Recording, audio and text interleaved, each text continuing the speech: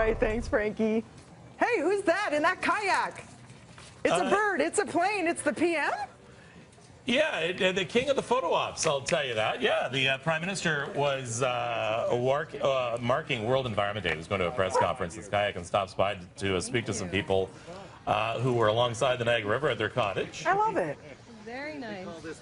What a surprise, right? He runs and jogs and meets prom students and wedding parties. To take a picture with me and my family. I was the president. Okay, we missed that. He was commenting on the water levels and about how long they've been here as well. But he definitely is the king of the photo ops, isn't he? I'll say. Well, he's got the whole thing going on. He's got the package. He's known as one of the sexiest leaders on earth, and he's got he's the total package is what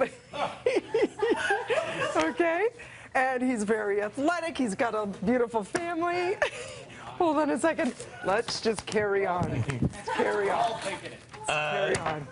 But the reason he is, well, one of the reasons he's in Niagara is he's on, not Regis and Kelly, not Kelly and Michael. Right? What is it? What is it now? Kelly, what is it these days? And Ryan. Kelly and Ryan. Ryan and Ripa. That's right. Yeah. Anyway, he was on and seemed to forget for a moment that we had indeed had a female prime minister at one point. It happens. They asked about his kids, and one of the things he says, well, I want my daughter, if my daughter could be the prime minister, it's about time we had a female prime minister. It's a great sentiment.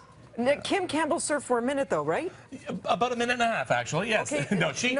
You remember back in '93 that Brian Mulroney retired. Yes. Kim Campbell stepped into the position. As the interim, but not elected. As the interim and not elected. This is she never sat in the House either.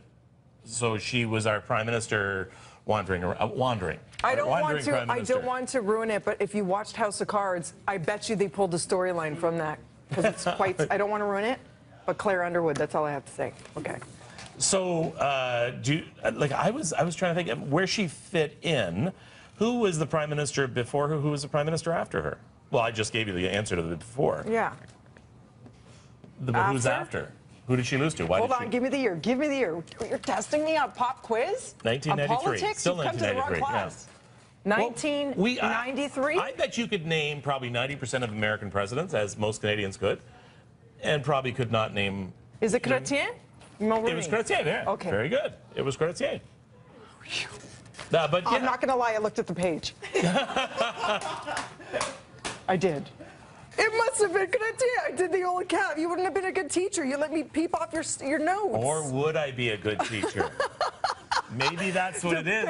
Makes you feel. Students. I knew what it was. I know. See? It made you feel smart. Cav. We need the Prime Minister back on our show. He was on our show before he was Prime Minister. Before he was Prime Minister. Right? But not since, considering we're celebrating the 150th birthday. They do that. Is he still here? They come here as candidates, and then they go somewhere else. They forget about us. Now they're on to the American stuff, right? Yeah. Okay. Well, you're welcome here anytime, Minister Trudeau. Want to give a personal invitation to everyone to join us at Nathan Phillips Square at the noon hour. It is the ceremony marking D-Day, June 6th. And so it's a ceremony. It goes, the actual ceremony starts at 12:30. There's some entertainment before that. But proud to once again be there this year. So as many people bringing lunch down there.